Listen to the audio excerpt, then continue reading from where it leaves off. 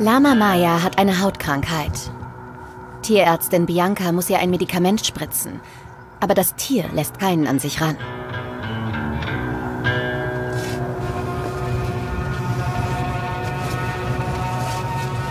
Sie hat den Braten gerochen, ne? Also ich hatte jetzt zweimal die Möglichkeit, aber da ist mir dann immer die Niki dazwischen gelaufen. Immer wenn ich dachte, jetzt klappt's, ne? Jonas, kannst du mal bitte gerade hochkommen? Die Maya, die ist absolut misstrauisch jetzt hier. Ich krieg sie nicht in eine schießfähige Position. Vielleicht kannst du sie ablenken.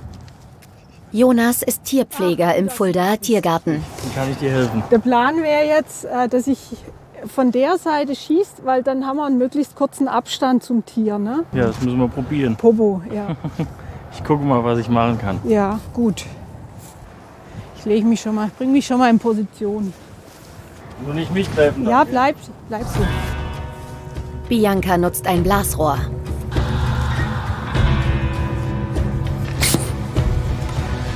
Ja! Getroffen! Super.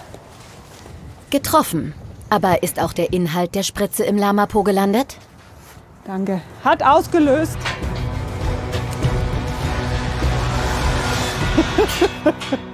Sehr schön.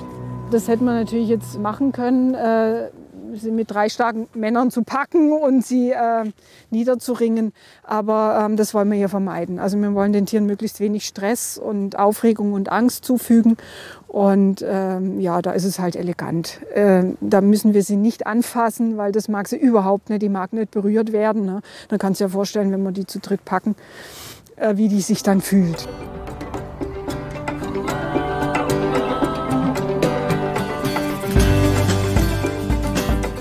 Im neuen Fuldaer Tiergarten sollen die Tiere ohne Zwang und ohne Futtertüten auf Menschen zugehen. Dazu müssen sie Vertrauen haben und werden mit viel Geduld trainiert. Da darf es kein Toupet haben. Das Interessante wird hier in Zukunft nicht mehr sein, dass man mit Futter um die Gehege läuft und dann Tiere angelaufen kommen, sondern das Interessante wird sein, dass man den Tieren unmittelbar begegnen kann. Nur noch wenige Monate bis zur Landesgartenschau in Fulda 2023. Dann soll der Tiergarten mit dem neuen Konzept öffnen. Deutschlandweit einmalig für einen Streichelzoo. Der Heimattiergarten Fulda wurde in den 60er Jahren gegründet und ehrenamtlich betrieben, von einem Verein. 2016 hat das Veterinäramt festgestellt, viele Tiere waren schlecht ernährt und krank. Es gab Probleme einmal im Bereich Tierschutz. Zum Beispiel waren die Gehege nicht so gebaut, dass dort keine Verletzungsgefahr für die Tiere ausging. Teilweise waren die Gehege zum wiederholten Male verschlammt. Es gab keine trockenen Liegeflächen für die Tiere. Es gab aber auch arzneimittelrechtliche Probleme sowie auch tierseuchenrechtliche Probleme. Weil sich die Zustände trotz vieler Kontrollen und Aufforderungen nicht verbessert hatten, hat das Veterinäramt den Tiergarten 2016 geschlossen. Die Tiere wurden dem Verein zwar nicht weggenommen, aber sie bekamen sozusagen einen Schutzengel. In der Zeit kam dann ich dazu, als Teil der Lösung, als sachkundige Person. Ja, und wir haben dann so angefangen, uns Gedanken darüber zu machen, wie können wir den Tiergarten entwickeln. Das war lange die große Frage. Jetzt war Bianca als Beauftragte der Stadt dem Veterinäramt gegenüber verantwortlich. Sie sorgte sich um die Tiere. Moderne, größere Gehege mussten her, aber das kostet Unsummen. Der Beschluss der Stadt, den Tiergarten in die Landesgartenschau 2023 einzubeziehen, hat ganz neue finanzielle Möglichkeiten eröffnet. Das alte Gelände wird komplett umgestaltet. Und dann konnte man hier quasi den Tiergarten noch mal ganz neu denken. Also das war hier vorher ein Streichelzoo. Da konnte man am Eingang Futtertüten kaufen und die Attraktion war, hier Tiere mit Tütenfutter zu beglücken. In den Futtertüten ist getreidehaltiges Futter drin. Das ist für die meisten Tiere, die hier leben, das sind Tiere, die Gras fressen natürlicherweise. Das ist Leckerli, ne? Und das ist im Grunde wie Schokoriegel für Kinder. Wiederkäuer, wenn die so kohlehydratreiches Futter fressen, kriegen die eine Vormagenübersäuerung und können dann zum Teil so schwer erkranken, dass sie auch sterben. Also hier sind im Schnitt so zwischen 1 und 4 Tiere an einer Pansenazidose, Pansenübersäuerung gestorben. Ne? Das geht aber allen Streichelzoos so. Das ist was wir in Kauf nehmen, wenn wir Tiere unkontrolliert durch Besucher füttern lassen. Bianca will dafür sorgen, dass sowas nie wieder passiert. 4 tote Tiere im Jahr, das geht gar nicht. Die Neugestaltung ist herausfordernd. Die Tierärztin will das Beste für die Tiere, aber auch ohne Futtertüten die BesucherInnen mit einbeziehen. Die Stadt Fulda hat das Tierparkgelände deutlich vergrößert, von 2 auf 4 Hektar. Ja, hallo Bianca. Timo Heumüller ist Biancas direkter Vorgesetzter bei der Stadt. Er hat mit ihr viele Ideen durchdiskutiert. Baby rennt hier immer um den Pfahl hier rum. Bianca hat die Vision von einem Mensch-Tier-Begegnungszoo mit tiergestützter Sozialarbeit. Ja? Die Qualifikation von Bianca ist ja eine sehr ungewöhnliche als Veterinärin und Sozialpädagogin. Also insofern ist das ja schon eine sehr seltene, aber sehr dienliche Qualifikation. Bianca, die hat dann schon einen sehr starken Standpunkt, den sie vertritt. In den vielen Diskussionen ist es auch so, wir reiben uns und ringen um die guten Dinge, ne? Bianca. Er sagt mir immer, wenn es Geld nicht reicht. Und ich sage immer, wir brauchen das aber, wir müssen das aber. Und er sagt dann immer, es muss sich aber irgendwie rechnen. Also ich bin da kompromisslos. Also das Tierwohl steht immer an erster Stelle. Nur locken denn langweilige Tierarten wie Ziegen und andere Nutztiere auch genug Leute an? Das ist schon ein Ringen um Lösungen. Bianca ist da schon glasklar. Komm mal hier. Nach langem Ringen kann Bianca die Vertreter der Stadt schließlich überzeugen. Also für mich erfüllt sich hier echt ein Lebenstraum, muss ich sagen. Ich kann hier Menschen erreichen und kann Menschen zeigen, wie liebenswert Nutztiere sind, ne? Und dass es Geschöpfe sind wie andere Haustiere auch und dass die nicht weniger liebenswert sind als Hund und Katz und die das eigentlich nicht verdient haben, dass wir so mit ihnen umgehen, wie wir das in der Massentierhaltung machen. Was wir hier versuchen wollen, ist den Menschen einen unmittelbaren Tierkontakt zu ermöglichen, ohne Zäune, ohne Futter. Also eine freie Begegnung, wo sich Tiere auch frei entscheiden dürfen, möchte ich den Menschen treffen, der da jetzt mich streicheln möchte. Bis es soweit ist noch viel zu tun. Die Aras Jack und Joe müssen für ein paar Monate in ein Papageienhotel umziehen. Andere Exoten hat Bianca weitervermittelt, weil sie hier nicht artgerecht gehalten werden können. Von 300 bleiben nur noch 100 Tiere. Die alten Volieren und Ställe werden abgerissen. Die Tiere sollen nach dem Umzug in großzügigen Gehegen leben, deutlich über der Mindestgröße, die für Zoos gilt. Die Nutztiere allerdings müssen noch trainiert werden für ihre neue Aufgabe im Mensch-Tier-Begegnungszoo. Sie waren ja ausschließlich auf Futtertüten konditioniert und nicht an Menschen interessiert, wenn keine Tüte raschelt. In meiner ersten Zeit habe ich die auch noch mit dem Blasrohr sediert, damit man da rankam.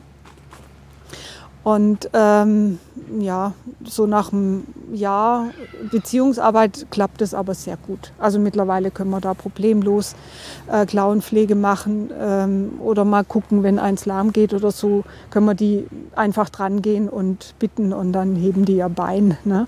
Also mit uns klappt das und wenn das, was jetzt mit uns klappt, auch noch mit anderen Menschen geht, dann sind wir im Grunde da, wo wir hin wollen. Ja, fein. Ja, fein. Die Salome, die Schwarz-Weiße, die ist neugierig, freundlich. Also da habe ich viel Hoffnung, dass dass es mit der gelingt. Das ist so eine richtige Schmusekuh eigentlich, die mag das, wenn man sie streichelt. Ja, also da haben wir Hoffnung, dass das mal eine echte kuschelige wird. Also die sind sehr zärtlich miteinander, die Kühe. Gerade die weiblichen Kühe. Die haben was sehr mütterlich-fürsorgliches. Bianca will Salome und die Zwergzebus daran gewöhnen, sich auch von Fremden streicheln zu lassen. Am Rand von Fulda liegt der Tiergarten. Rechts unten der alte Teil, links oberhalb das zugekaufte Gelände, ganz neu gestaltet mit Paddock-Trail für Pferde und Esel und mit einem großen Stall. Die Lamas sind bereits umgezogen. Maya, Urmel und Niki haben jetzt viel mehr Platz. Zum Glück, denn er muss gerade täglich Medikamente kriegen. Ganz so einfach ist das allerdings auch bei ihm nicht.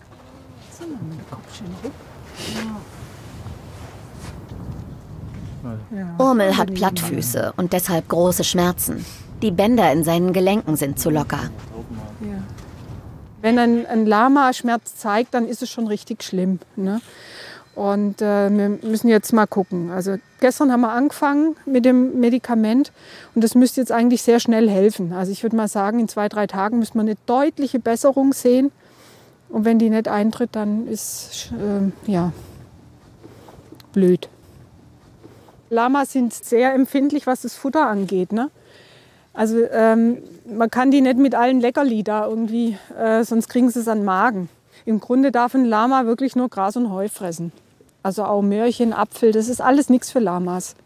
Das sind ganz arge Nahrungsspezialisten, ne? Im alten Teil des Tierparks sind mittlerweile bis auf die Dammhirsche alle Tiere woanders untergebracht. Hier wird die Bodenplatte gelegt für einen neuen Stall. Das alles muss bis zur Landesgartenschau fertig sein. Das wird das neue Eingangsgebäude. Und also wir sind selber auch so ein bisschen erschrocken, als wir diese Ausmaße gesehen haben. Aber das hat schon seinen Sinn. Hier in der Mitte, der höchste Punkt, da wird der Eingang hinkommen. Ne, da entsteht der Eingang, da wird man reingehen. Und alles, was in diese Richtung geht, wird Gastronomie. Und dann werden hier auch in diesen Gebäudeteil werden dann die Aras dann einziehen. Wie die Aras sind auch andere Tiere in der Bauzeit zur Zwischenmiete untergebracht. Einige hat Bianca sogar bei sich zu Hause aufgenommen. Jeden Morgen versorgt sie ihre eigenen Tiere und auch die Untermieter aus dem Tiergarten. Die Pommerngänse müssen derzeit mit den Sandmuscheln als provisorischem Badeteich Vorlieb nehmen. Im Tiergarten bekommen sie dann einen schönen Schwimmteich. Früher hat Bianca in der Landwirtschaft als Tierärztin gearbeitet. Das wollte sie irgendwann nicht mehr. Und dann habe ich also meinen Beruf als Tierärztin an den Nagel gehängt und nochmal soziale Arbeit studiert. Und ermöglicht hat mir das mein 3. Kind. Also ich bin nochmal schwanger geworden und mit dem Tag der festgestellten Schwangerschaft durfte ich meinem Beruf nicht mehr nachgehen. Und habe mich dann sofort an der Uni eingeschrieben und habe dann also den kleinen Konrad im 2. Semester entbunden und dann in der Elternzeit fertig studiert. Ja, und dann habe ich nach dem Studium der sozialen Arbeit als Sozialpädagogin und Diakonin am Diakonischen Werk Vogelsberg gearbeitet und mich da um die Begleitung der Ehrenamtlichen gekümmert.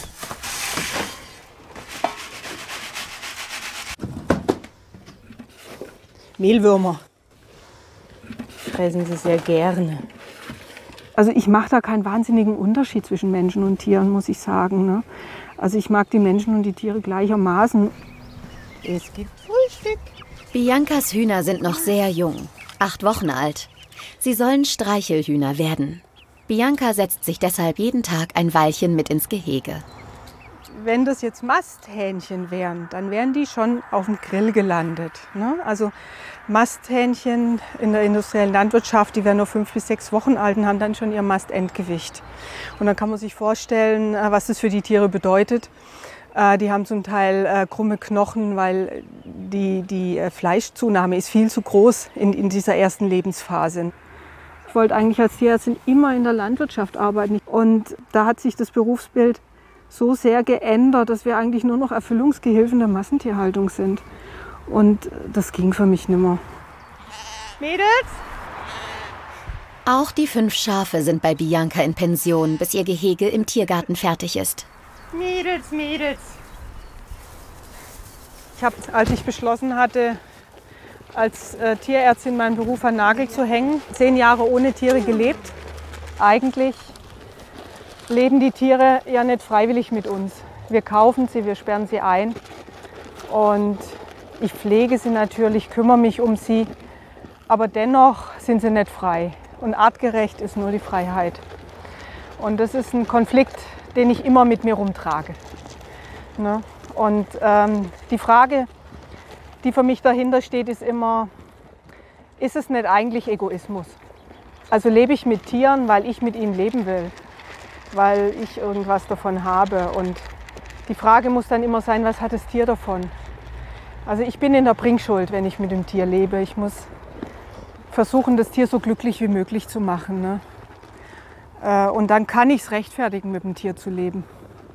Ich habe von meinem Opa erlebt, was es heißt, verantwortlich mit Tieren umzugehen. Das ist jetzt interessant, weil mein Opa war Metzger. Und mein Opa hat Tiere ganz ruhig abgeladen und hat die ganz freundlich getrieben. Gut, am Ende waren sie dann tot, aber da hat mich mein Opa dann immer so um die Hauswand geschickt. Also der wollte nicht, dass ich daneben stehe, wenn er es tötet. Und wenn ich gehört habe, dass Blut gerührt wird, das war so ein Dock, Dock, Dock, Dock mit dem Kochlöffel im Eimer, dann war für mich das Zeichen, ich darf jetzt wieder rumkommen. Und dann habe ich den Löffel genommen und habe weiter das Blut gerührt. Mit 6 wollte ich selber noch Metzgerin werden, da fand ich das völlig normal. Und mit 13 dann war es dann vorbei, da wollte ich dann keine Tiere mehr töten. Aber sicherstellen, dass dabei alles mit rechten Dingen zugeht. Oh, schon alles sauber. Ja, wir waren fleißig. Ja, gut. Bianca arbeitet auch heute noch als Kontrolleurin in der Lebensmittelüberwachung. Ich habe hier keine großen ethischen Probleme, obwohl ich ja Veganer bin und eigentlich nicht möchte, dass für mich ein Tier stirbt. Ob ich hier arbeite oder nicht, diese Tiere sind tot. Das hat keinen Einfluss drauf. Das Tier, das ich nicht esse, das stirbt nicht. Ne? Deswegen ist es für mich gar kein so ein großer Widerspruch. Ich kann hier arbeiten. Ich empfinde Fleisch nicht als ekelhaft oder sowas. Aber ich würde das nicht essen, weil dieses Tier, das war ein Lebewesen, das war ein Tier. Und ich möchte nicht, dass dieses Tier für mich sterben muss, für den kurzen Genuss einmal in einen Schnitzel zu beißen. Das ist für mich, das hat keine Verhältnismäßigkeit. Das lässt sein Leben, nur damit es mir einmal schmeckt. Also das ist für mich eine Entscheidung, die ich so getroffen habe. Und das muss jeder natürlich selber wissen, wie er sich das für sich entscheidet. Ne? Aber ich habe mich so entschieden. Früher hat sie auch in Schlachthöfen gearbeitet. Als Tierärztin war sie dort für den Tierschutz zuständig. Zum Beispiel, wenn Tiere ausgeladen wurden. Einerseits kommt es natürlich immer mal wieder zu Zwischenfällen, dass Tiere in einem Zustand ankommen, wo man einschreiten muss und es dann auch anzeigen muss. Und das ist natürlich in so riesigen Betrieben nicht gern gesehen. Man hält da sozusagen den ganzen Prozess auf, wenn man da Tiere herausnimmt, beschlagnahmt oder sonst irgendwas tut. Und also die gefährlichste Situation, die ich mal miterlebt habe, ist, dass mein Messer geflogen ist tatsächlich. Also nicht auf mich, sondern auf einen Kollegen. Und der konnte sich aber ducken, es ist also Gott sei Dank nichts passiert. Aber das ist für Tierärzte zum Teil, je nachdem, schon ein heißes Pflaster. Der Tierschutz steht für Bianca auch im Tiergarten an erster Stelle. Dort sind jetzt die kleinen Shetland-Ponys umgezogen in den neuen Stall. Spezialfutter für Pony Honey. Honey kann wegen Zahnproblemen nicht mehr richtig fressen. Wenn wir hier Kinder haben, die sagen dann, wie, euer Pferd muss Kacke fressen. Aber das ist natürlich keine Kacke, sondern das sind die eingeweichten Heukops. Ne? Sieht ein bisschen aus wie Spinat. Das alte Pony hat nur noch ein Auge. Die hat ein chronisches Leiden, die hat periodische Augenentzündung, nennt man das. Es ist auf jeden Fall unheilbar und es ist eine fortschreitende Erkrankung. Und, die Honey hat es schon viele Jahre und war auch auf dem rechten Auge schon erblindet. Hat man im Grunde nur 2 Möglichkeiten. Entweder sie einschläfern oder operieren. Dann war sie in Gießen in der Klinik und da haben sie ihr das Auge entfernt. Für die Pflege der Hufe und Zähne hat Bianca die Pferdefachfrau Jenny Faber engagiert. Ganz toll. Prima. Mensch, bist du tapfer. Sie passt gut in das neue Konzept. Die Jenny hat eine ganz feine Art, mit Pferden umzugehen. Also das seht ihr ja hier. Also wir arbeiten jetzt nicht irgendwie mit Gewalt, dass wir sie jetzt hier knebeln oder eine Lippenbremse drauf machen oder so. Sondern ja, uns ist wichtig, dass das Tier immer auch noch das Gefühl hat, wenn es schlimm wird, dann kann ich auch mal weggehen. Ne? Also wir lassen danach. Das ist so weit runter, dass man da gar nicht mehr so viel jetzt raspeln und machen kann. Also die ist quasi schon auf der Grasnarbe, sage ich jetzt mal. Das steht jetzt nicht mehr groß über das Zahnfleisch. Problem ist halt, das kann, wenn das so, so Haken oder scharfe Kanten gibt, dann kann das entweder, wenn es nach innen geht, in die Zunge schneiden oder eben außen in die Wangenschleimhaut. Das war bei ihr so schlimm, dass sie bis auf die Knochen abgemagert war. Ne? Mit den Ponys will Bianca den Gästen im Tiergarten später zeigen, was Pferde brauchen und wie man sie artgerecht halten kann. Mir blutet das Herz, wie manche Leute mit Pferden umgehen. Ne? Also wie Pferde mit Gewalt unterdrückt werden und die müssen sich unterordnen. Und das müssen unsere nicht. Unsere müssen sich nicht unterordnen. Auch Dinge, die sie nicht mögen, lassen sie über sich ergehen. Und das machen sie nicht, weil sie Angst vor uns haben, sondern das ist ein Vertrauensverhältnis. Pony Nina hat Hufrehe, eine sehr schmerzhafte Entzündung. Deshalb bekommt sie Hufschuhe, die ihre kranken Hufe entlasten. Und alles, was wir hier tun, möchten wir auch gerne zeigen und den Leuten so präsentieren und hoffen, dass wir da einen Einfluss nehmen können auf die Art, wie Menschen mit Tieren umgehen.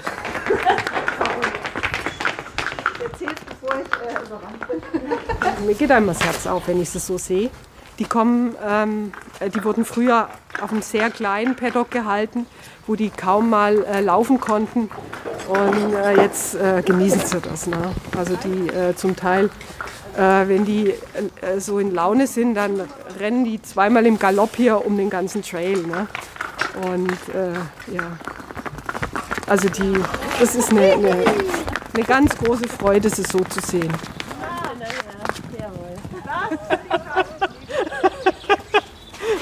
Die Ranger-Kurse starten im Tiergarten. Bianca bildet freiwillige Helfer aus für die Mensch-Tier-Begegnung. Sie müssen immer dabei sein, wenn später BesucherInnen Termine mit den Tieren in den Gehegen buchen. Sie sollen Spannendes aus dem Leben und zum Verhalten der Tiere erzählen. Wir machen das so, wenn wir in den Gehege reingehen zu den Tieren, begrüßen wir die Tiere. Mhm. Also das ist jetzt so, dass das was mit uns macht. Also wenn ich ein Tier begrüße, nehme ich es bewusst wahr und ich nehme es als Persönlichkeit wahr und nicht als amorphe Masse und ich fütter mal irgendwelche Tiere. Ne? Günther Tucher ist schon vor 2 Jahren als Ehrenamtlicher eingestiegen und bildet jetzt gemeinsam mit Bianca die RangerInnen aus. Ich komme mit dem Verständnis hierher, die Tiere wohnen hier und obwohl ich eine Aufgabe hier habe, komme ich aber als Gast. Und das ist eine ganz andere Voraussetzung, als wenn ich das Gefühl hätte, die Tiere sind da, um mir Freude zu bereiten. Ja. Die RangerInnen werden ehrenamtlich mitarbeiten. So. Jetzt lernen sie erst mal selbst die Tiere kennen. Das sind unsere 2 Lama-Damen, die jetzt hier vorne liegt. Das ist die Niki und die da in der Türe steht, das ist die Maya. Du kannst ein Lama nicht belohnen, indem das irgendwo graulst oder so, ne? Weil das möchte es nicht. Und wenn du mit einer Futtertüte rumwedelst, merkst du das auch nicht. Weil das Futter ist so attraktiv, die kommen dann her, holen sich das Futter und dann kannst du die anfassen. Obwohl natürlicherweise ein Lama das nicht möchte. Ne? Und das ist zum Beispiel auch eine Folge von einer Futtertüte. Du lernst überhaupt nichts über Tiere. Außer dass sie wie wild auf das Tütenfutter sind. Ne? Kannst du ruhig jetzt dahin häufen. Die kleine Zwergzebu-Herde ist mittlerweile auch ins neue Gehege umgezogen. Mit dem Tiertraining hat es gut geklappt. Im ersten Schritt haben Bianca und ihre Mitarbeitenden die Tiere weg von der Futtertüte und mit Streicheln konditioniert. Jetzt sollen sich die Rinder auch an Fremde gewöhnen. Kuschelkuh Salome hat nicht mehr die geringste Angst. Im Gegenteil, sie sucht selbst intensiven Kontakt. Das ist das erste Mal, so dass ich so nah bei den Kühen bin. Aber die sind total lieb, total zutraulich. Die genießen die Streicheleinheiten auf jeden Fall. Meine Oma, die hatte früher Kühe gehabt und da hatte ich schon ein bisschen Erfahrung mit gehabt, weil meine Mutter, die kam vom Bauernhof, aber schon lange nicht mehr. Es ist schön hier. Ich würde sagen, sogar eine Erholung. Ja, mich hat das total angesprochen. Ich habe was gesucht ja, zum Ausgleich auch für mich einfach. Und ich bin halt überzeugt von dem, was jetzt hier passiert, dass da so ein Umdenken auch stattfindet irgendwie. Weil so findet ja eine ganz andere Begegnung statt. Und so spüren auch die Besucher, vor allem Kinder, okay, die Tiere wollen Kontakt zu mir, auch ohne dass ich Futter habe. Ja, und das macht in einem einfach irgendwas. Also ich habe es selber auch erlebt jetzt dadurch. Das ist ein Wahnsinnsgefühl, wenn die Ziegen dann einfach von sich aus kommen und gestreichelt werden wollen und einen auch auffordern zu streicheln. Und wenn du einen Futterbeutel in der Hand hast, dann wollen sie nur ans Futter ran. Genau darauf setzt der Verein Heimattiergarten. Peter Weber ist seit 24 Jahren der Vorsitzende. Die meisten Tiere hier gehören immer noch seinem Verein. Seit das Veterinäramt den Tiergarten 2016 dicht gemacht hat, ist aber Bianca für die Haltung der Tiere verantwortlich. Eine Konstellation mit vielen Konflikten. Mal ganz ehrlich, von der Fütterungsweise halte ich nichts. Wir hatten nie ein krankes Tier. Nie. Die sind alle alt geworden. Die waren einfach fit. Ja. Und das habe ich mit dem Futter erreicht. Gell. Da ist also eine Erfahrung von 50 Jahren drin. Ja. Und das muss man einfach immer so sehen. Gell. Als wenn jemand kommt,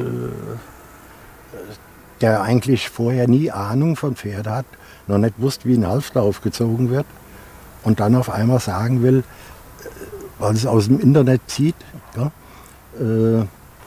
die müssen das und das kriegen. Ja. Also da sind wir halt verschiedener Meinung. Ja, ja. Nicht nur das, der Verein füttert auch weiter. Ja, die kommen natürlich am liebsten, wenn man so eine Kleinigkeit hat für sie. Ja. Wir füttern noch jeden zweiten Tag so eine Handvoll pro Tier, was mehr oder weniger ein Leckerli ist. Ja. Und einfach den Kontakt zu den Tieren zu halten.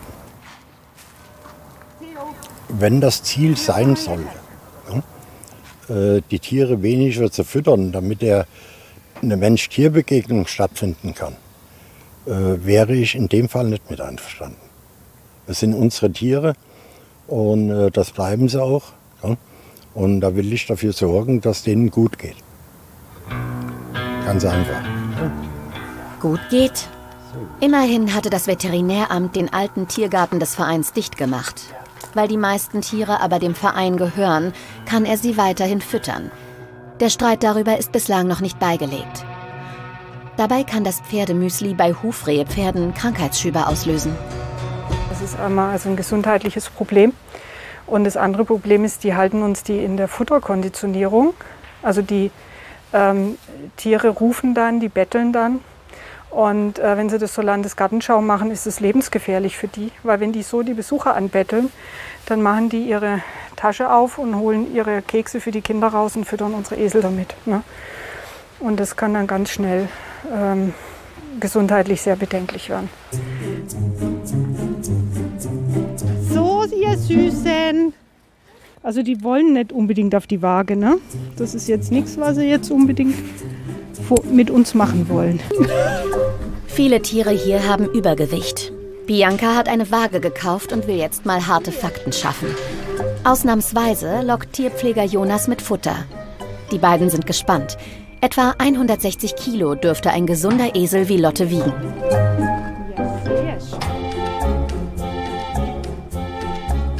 So, jetzt schnell ablesen. 215. 215 Kilo. Alles klar. Oh weh. Lotte. Wir haben halt im Moment noch das Problem, dass ältere Vereinsmitglieder immer noch Müsli über den Zaun schmeißen. Das wirft uns sehr zurück natürlich in unserem Bemühen, die runterzukriegen. Bei ihr zum Beispiel ist hier der Nackenspeck. Ne? Also ich kann da kaum mit der Hand drumherum fassen. Also da ist die Problemzone beim Esel. Ne? Also das darf so nicht sein. Das ist eine Riesenwurst. Also die kann da tatsächlich dran sterben. Ne? Also das ist eine tickende Zeitbombe, so ein fetter Esel. Esel sind Steppentiere und sollten eigentlich nur Stroh und Heu kriegen. Ganz ähnlich ist das auch bei Lamas. Und dem fußkranken Lama Urmel ist das vor ein paar Wochen zum Verhängnis geworden. Das war ganz tragisch. Der ist uns tatsächlich totgefüttert worden. Haben Leute nachts den Zaun aufgeschnitten und sich Zutritt da verschafft. Und wir haben morgens Paprikareste gefunden und ein totes Lama. Also für Lamas, das sind ausgesprochene Nahrungsspezialisten, die kann man tatsächlich mit Gemüse umbringen. Deswegen ziehen wir ja gegen diese illegale Fütterei so wahnsinnig zu Felde. Nicht, weil wir Leute ärgern wollen, sondern weil es gefährlich für die Tiere ist. Ne? Und das ist nicht der erste Todesfall. Und ich hoffe jedes Mal, dass es der letzte ist. Klar macht es Spaß, das Füttern. Das ist ja, hormonell bedingt. Also wenn wir Tiere füttern, schütten wir Oxytocin aus. Das ist das Kuschelhormon, das schütten wir auch aus, wenn wir zärtliche Dinge mit unseren Partnern tun. Auch dann schütten wir Oxytocin aus. Ne? Und das ist wahnsinnig verlockend. Der Drang, ein Tier zu füttern, ist unheimlich groß. Na, seht ihr sie? Diesmal darf gefüttert werden, mit tierärztlicher Anleitung. Bianca macht mit Kindern den Meerschweinchen- und Kaninchenführerschein. Das ist der Hans, der Graue, und das ist der Ole. Und die sind sehr zahm. Also die lassen sich auch streicheln. Viele Kinder haben die in so einem kleinen Plastikkäfig im Kinderzimmer oder noch schlimmer im Keller. Und da gehören die wirklich nicht hin, da fühlen die sich überhaupt nicht wohl. Der Kleine kommt schon so erschrocken. Ja, der hat Plastikkäfig gehört, ne, und weg war er. Und wenn es Futter gibt, dann machen sie perfekt. Ne? Genau so quieken die dann. Und meistens ist es das älteste Meerschweinchen oder irgendwie die Chefin oder sowas. Ne? Die guckt, oh, gibt was zu essen, und dann kommen die anderen dann auch gleich angelaufen. Lassen eure Meerschweinchen sich streicheln? Ja, also 2 davon lassen sich streicheln, aber das eine, das läuft dann auch immer weg. Ja, das ist also tatsächlich ein großes Problem bei Meerschweinchen, ne? Dass die runterfallen. Also deswegen soll man die auch nicht hochnehmen. Da gibt es ganz schlimme Verletzungen. Ne? Also wenn man die hochnimmt, fallen lässt oder wenn die Treppe runterfallen oder sowas, na, da gibt es also richtig schwere Verletzungen. Meine Schwester hat am Anfang sogar gesagt, dass man die nicht aufs Trampolin mitnehmen darf, weil wenn man dann hüpft und dann... Ja, das würde ich auch nicht machen. Ja, Freunde von uns machen das immer. Sind ja auch keine Kuscheltiere, die man die ganze Zeit streicheln sollte. Ja, genau. Ne? Das ist ganz, ganz wichtig. Meerschweinchen sind keine Kuscheltiere. Ne? Also die mögen das normalerweise nicht, wenn man sie streichelt, weil die sich untereinander auch nicht putzen. Ha. Richtig füttern. Auch hier ein wichtiges Thema für Bianca. Nee, wisst ihr, was es ist? Das haben wir hier extra angepflanzt. Das ist Wegwarte. Das schmeckt auch total lecker, das essen sie total gern. Also da könnt ihr ruhig schon mal was pflücken. Ja, genau, Spitzwegerich dürfen sie auch essen. Und wir nehmen auch hier mal die Stängelchen, weil dieses Harte, das ist gut für die Zähne. Ne? Ja. Wer kennt das Lieblingsessen von den Meerschweinchen? Paprika? Genau, sie lieben Paprika. Und deswegen holen wir denen jetzt noch ein bisschen leckeres Gemüse. Da haben wir lauter Köstlichkeiten. Ne? Weintrauben, die essen auch ganz gerne. Im Tiergarten lernen die Kinder, wie sie ihre eigenen Tiere artgerecht halten und füttern. Der Meerschweinchen- und Kaninchenführerschein wird später zum festen pädagogischen Programm gehören.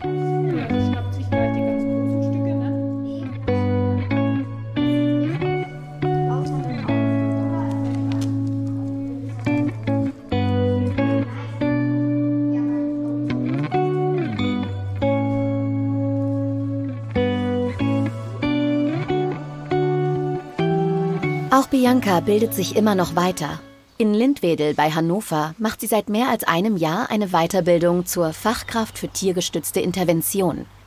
Es geht darum, wie Tiere in der sozialen Arbeit mit Menschen eingesetzt werden können. Also ich bin jetzt doch sehr nervös. Ich habe gelernt, aber es kann natürlich immer in der Prüfung was schiefgehen. Du musst nur die falsche Frage kriegen. Ne? Alles, was Rang und Namen hat in der tiergestützten Intervention, unterrichtet hier oder prüft hier. Bei Ingrid Stephan hat Bianca viel gelernt. Sie leitet das Institut. Das Besondere ist, dass sie nicht nur mit Hunden, wie sonst oft üblich, sondern mit vielen verschiedenen Tierarten arbeitet. Bei der Weiterbildung geht es in hohem Maße darum, auch eine Haltung zu vermitteln, auch seine Gewohnheiten, all das, was man immer so selbstverständlich gemacht hat, auch nochmal zu hinterfragen. Erinnert Ideal für Bianca und den Fuldaer Tiergarten. In der Ausbildung hier geht es auch um Nutztiere. Ich sehe auch, dass Kinder und Jugendliche, die schlechte Erfahrungen mit Menschen gemacht haben, eben sehr gut abzuholen sind über Tiere, ja, die nicht fragen, die sich immer authentisch verhalten, wo man weiß, wenn der Hund sich freut, er freut sich wirklich, er ist nicht höflich. Und genau solche klaren Rückmeldungen und Botschaften sind für diese Klienten unglaublich wichtig. An ihrem Institut unterrichten Fachleute aus ganz Europa soziales Lernen mit Tieren. Es geht um Ethik, Psychologie und Pädagogik. Ich denke, dies ist eine von den Ausbildungen, die weltweit eigentlich die beste ist, weil es gibt sehr viel theoretisches Unterricht, aber auch praktisches. Und das wird sehr schön integriert. Nichts mehr da. Bianca hat sich hier ganz besonders mit den Tierarten beschäftigt, die auch im Fuldaer Tiergarten leben. Als Tierärztin habe ich den Fokus ja auf Tieren, die krank sind und wie man sie wieder gesund macht. Und das ist eine ganz andere Perspektive auf ein Tier. Also ich habe die Esel eigentlich hier in der Ausbildung so richtig kennengelernt. Wir haben zwar im Tiergarten Esel, aber ich hatte ehrlich gesagt Angst vor denen, bevor ich hier mit der Ausbildung angefangen habe, weil ich sie nicht verstanden habe. Ne? Und jetzt kann ich einen Esel verstehen und das gibt mir Sicherheit und das gibt natürlich auch dem Esel Sicherheit. Fein, fein. Also man stellt sich einen Huhn viel borstiger vor, aber die Federn sind auch sehr weich. Also die vermitteln durchaus auch ein Fellgefühl, wenn man die streichelt. Ja, ist eine Süße. Hm? Also mich so intensiv mit dem Sozialverhalten von Tieren zu beschäftigen, ihre Körpersprache zu lesen, das war mir neu. Ne? Also das habe ich hier gelernt. Halli, hallo, grüß dich. Das war jetzt shocking. Hierher kommen Menschen aus ganz unterschiedlichen Einrichtungen, die mit Kindern, Jugendlichen, mit psychisch kranken oder alten Menschen tiergestützte Sozialarbeit lernen möchten. So plant auch Bianca im Fuldaer Tiergarten, Menschen und Tiere zusammenzubringen. Jetzt muss sie nur noch die Prüfung bestehen. Und? Wie ist es gelaufen? Na gut, lief schön. Meine Art, mit Tieren umzugehen, die hat sich sehr verändert in der Zeit hier, muss ich sagen. Ne? Ich kam hierher mit so einem Gefühl, wie ich mit Tieren umgehen möchte. Dass Tiere eine Würde haben, dass man Tiere respektieren muss. Das war mir alles so ungefähr klar in meiner Vorstellung. Nie habe ich gelernt, wie es geht. Hier habe ich gelernt, wie ich ein Tier respektieren kann und trotzdem gut mit ihm arbeiten kann. Das möchte sie im Fuldaer Tierpark umsetzen. Dort bekommt die kleine Ponyherde Zuwachs.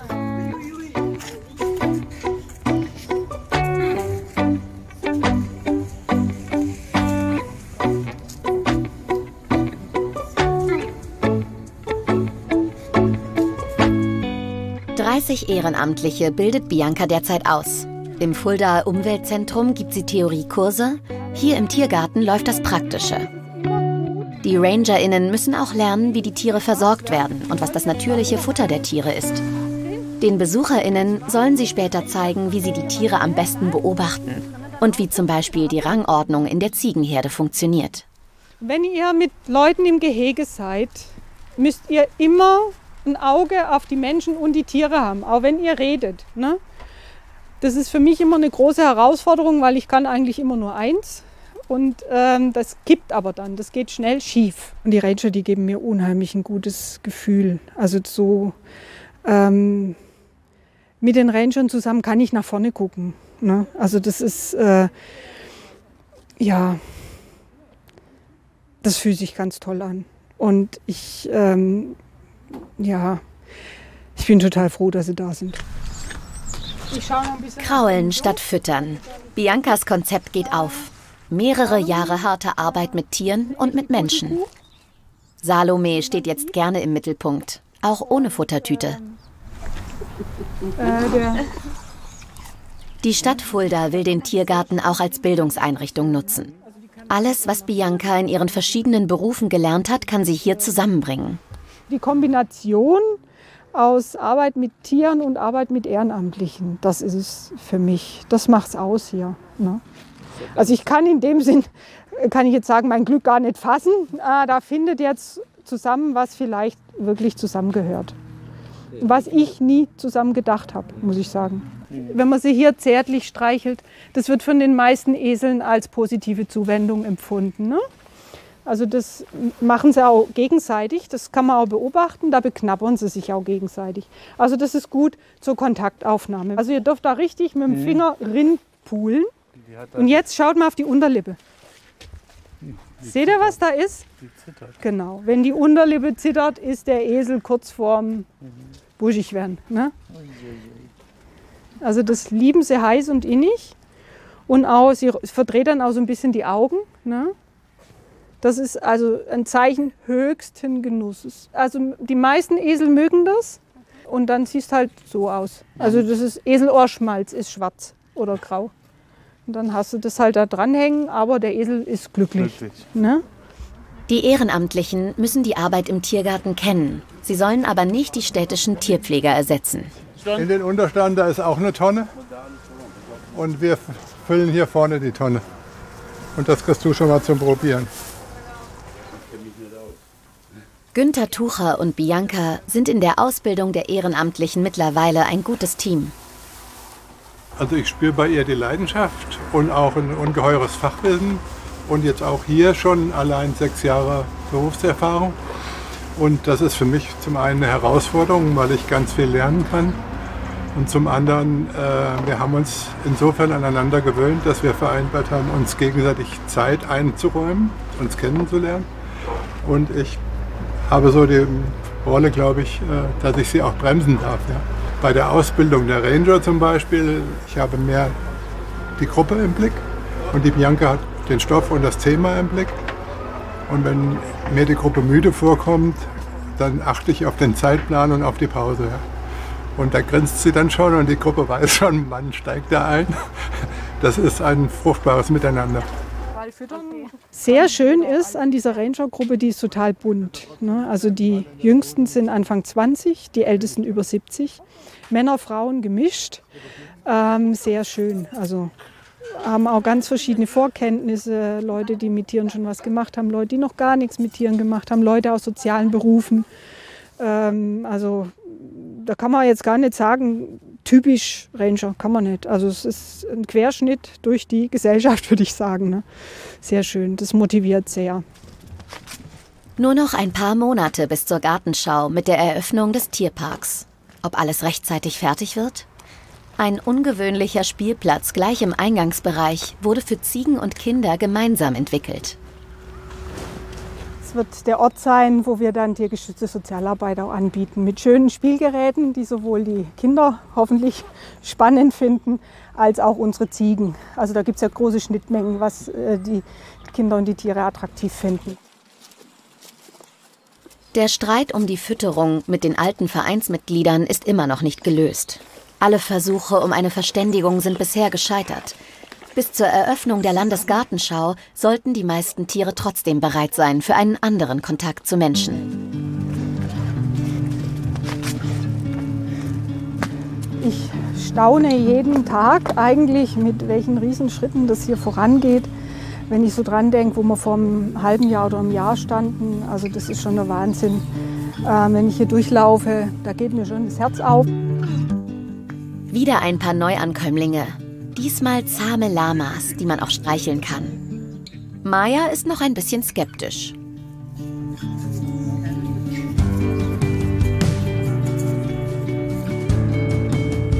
Salome und ihre kleine Herde sind jedenfalls bereit für die Mensch-Tier-Begegnung. Ich glaube nicht, dass ich die Wahrheit gepachtet habe mit meiner Haltung. Und das will ich auch im Tiergarten nicht erreichen. Das müssen die Menschen selber wissen. Und können sich das auf der Landesgartenschau in Fulda anschauen. Wir hoffen sehr, dass das, was wir hier machen, ein Konzept für Streichelzoos wird, das von anderen kleinen Tierparks so übernommen werden kann.